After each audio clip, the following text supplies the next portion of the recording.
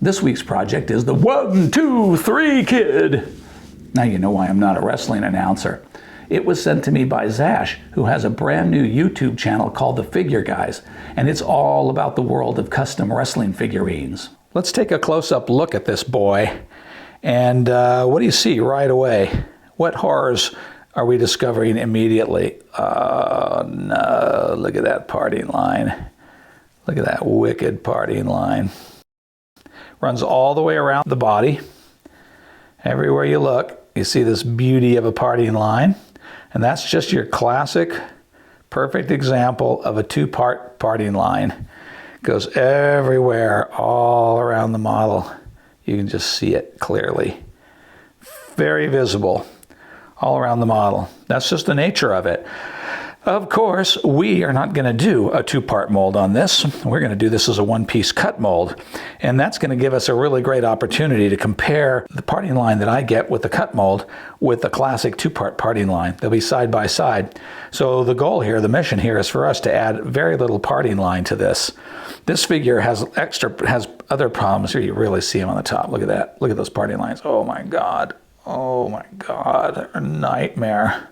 Now, one of the problems with this figurine is it's vinyl or it's some soft casting material. It's very hard to sand off and clean up parting lines from a vinyl figurine. I mean, he's slightly flexible. You could drop him, you're not going to break him. We're going to cast him in hard resin, and that will give us an opportunity to clean up all the parting lines. Figuring out the mold box for Mr. Kid here, the 1, 2, 3 Kid. This is the maximum size of the rubber. Right here you can see the tank. This is my tank opening. I want some clearance. So this is the maximum size of the rubber. It's not the box. The box can go around this. But what I'm thinking about is, well, number one, let's move him for just a second. Number one is I'm thinking about a pour spout right about in here somewhere. So if we put the pour spout in here, and we have one vent there, put him back in place, he's going to sit about like that, and there about like that. So that would work, but my question is, could I come here like this, and I'm thinking about it quite seriously, and build a shaped mold case out of wood, so that this is either a block of wood or not even there. You could certainly do that. You could almost argue you could do the same thing down over here too. I'm just thinking about conserving the rubber is what I'm thinking about. So what if that's a wood block too? You know, you could really build a nice case here that he's going to sit into. I'm just going to make this pour spout out of beautiful epoxy sculpt. And I think that's how we're going to lay this kit out. Pretty exciting. Okay, I got the pour spout made, the funnel, and it's all purty. And it's going to sit in here about like that. Our boy is going to lay in here about like that. Rubber test.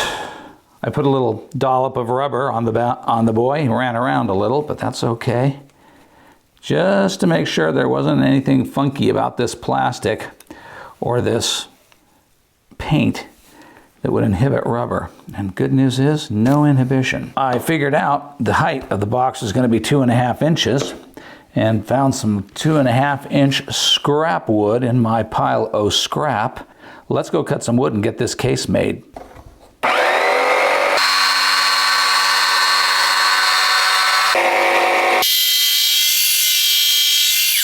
There's our case, and it's upside down.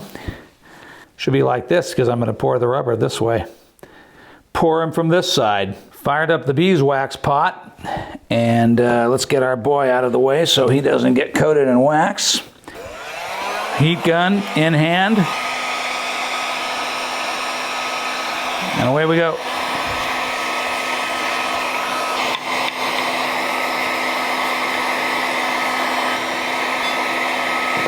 I'm doing this box a little different than I've done the boxes in the past. I'm not going to take this box apart. Once I get this thing waxed like this and assembled, we're going to pour rubber in it. So all I want to do here is build a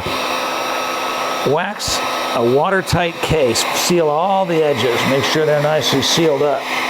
And I believe that I have accomplished that. To assemble this case, I'm just using wax to tack these little, I call these rubber savers. We're just going to use wax to tack them into place. It's amazing because the beeswax, if you just press them into place, just the fact that they're waxed and the beeswax on the case is waxed holds them into place really well. And then it's a simple enough matter to go around and just take some hits of sticky wax and just tack in places. Amazingly, you don't need a lot. And in a second, I'm going to show you why. But all you have to do is just tack these into place. And those tacks are actually sufficient to hold this case together, just like that. That's all you have to do. I just go around, tack the whole thing up. So you're thinking, how's the rubber not going to leak into these voids in the mold? Now, the answer, of course, is simple. You just break out your secret weapon, oil clay. And what we're going to do is we're going to roll out some nice beads of oil clay, like that, and then we're going to gap it all in like this. Just fill all these gaps with oil clay. Just like that. Simple and effective and easy. And quick. That's all there is to this. And that is going to make a watertight, leak-proof, and well-sealed box. This is a cut mold. So this is not a mold box. It has to come apart until the rubber is 100% poured and it's done. And the other reason I did it this way, that is, I'm not in a shop where I have my table saw. So it would have been darn difficult for me to cut these miters on that little jigsaw table I've got here. It just wasn't going to fly, and I wasn't going to waste my time trying when I knew that I could just use clay to patch up my holes. That's all I need. All right, I'm going to go around and finish this up, and we are going to be ready to mount our boy in the box, and that is going to be an adventure all in of itself. Case is done and ready to go. It is spectacularly beautiful. Remember, he's going to sit in the mold like this, more or less.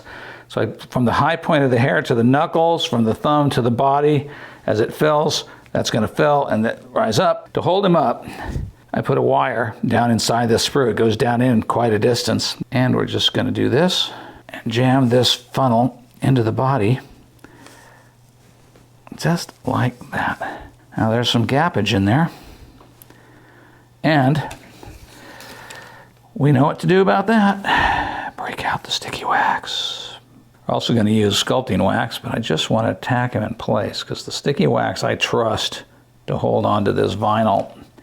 It's probably melting it. If it is, I'm going to make a mark on the side of this boy. He's going to have a scar, a life scar. When you cast things, you often damage the model, the original model.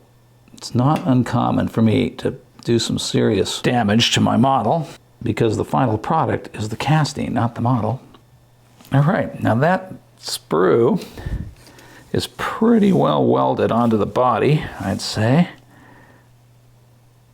And hopefully it'll be able to carry the weight of this guy. One more thing to do is right here, at the top of this arm, right about here, we're going to mount a vent. And this vent, I normally, as you know, I would use the blue sprue wax, but here I'm not gonna. And the reason for that is I want this vent to carry more weight and help support the model in the case, because I'm holding the model in kind of a funky position, which I'm doing intentionally, mostly to show you some options for how you can approach a mold.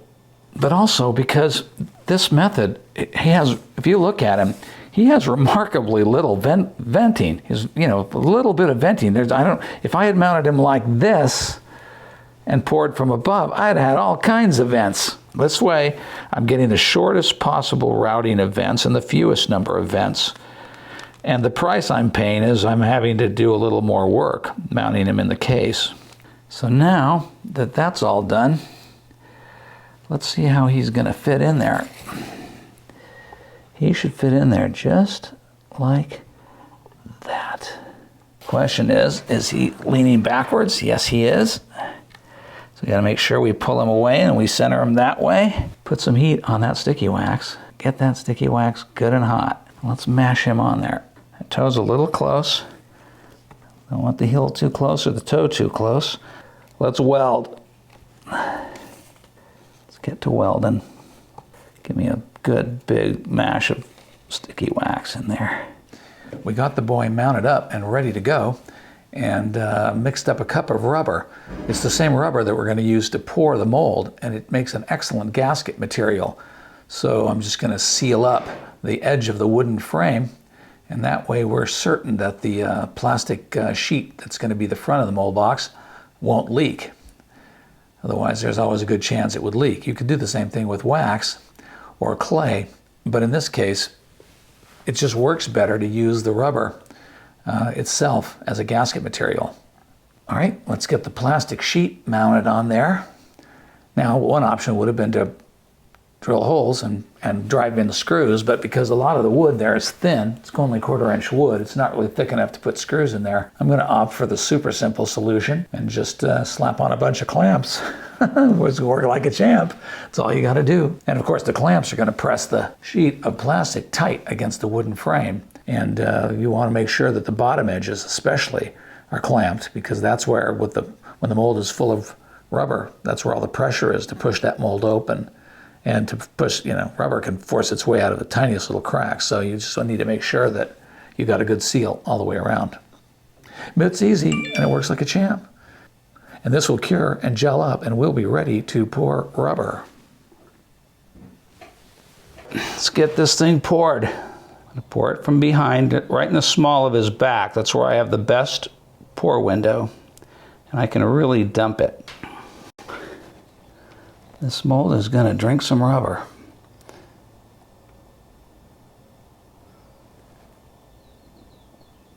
Okay, the first pour has cured and is solid, and that meant I could take the clamps off the bottom of the mold. And now I'm going to pour the part that's going to completely cover his head. I'm afraid of trapping air in his ear canal and maybe under his nose. So what we're going to do is we're going to pour from the back, but we're going to fill it and let it rise, pour all the way down in and rise up. How's that going? I love having the clear front because I can see, look at that, it's running around. It ran through the armhole, good. Now it's flowing down into that corner, and I really want to see how it's going to come rising up. I want it to fill the corner as it's doing, and I want it to rise up. Let's see how we're doing. Okay, it's coming along, it's coming along. Let's keep pouring. It's just about to get into that ear. It's doing the hair good. Okay, we're going to let that slow down a minute. You can see how it's rising up, especially into that nose area. That's why one of those nostrils pointed up, so that they would fill perfectly.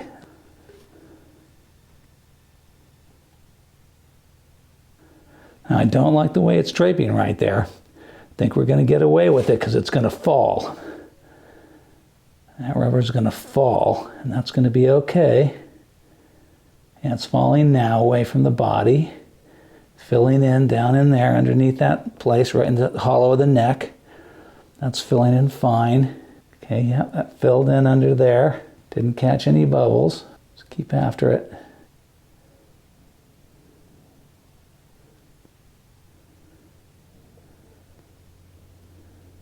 Now, because that body was already draped, we can pour pretty aggressively. Still want to pour from the bottom up, making sure that the rubber rises around the form. See how it's rising around that foot? Very good. As you can see, I need a topping batch, but I'm not going to mix one up specifically for this mold because I have a bunch of other molds to make, and invariably I will have some leftovers from those molds, and I'll just pour it in here and make the topping batch. You can see the last of the little bubbles rising up, and let's puff on them and blow them out. You can pretty much get rid of top surface bubbles. A few more may rise to the top, but none of those bubbles that are near the top are going to hurt anything. So we are ready to go on this boy. I got this mold all topped off. It is ready to go. Next steps, we're going to take the thing apart. We're going to cut the mold open. We're going to build a cradle for pouring it because it's not going to stand by itself. And then we're going to pour some resin, see what we get. But we're all out of time for this week. Thanks for watching. I really appreciate you guys being here. If you got something out of this video, hit that like button. It helps the channel more than anything else. And I will see you next week.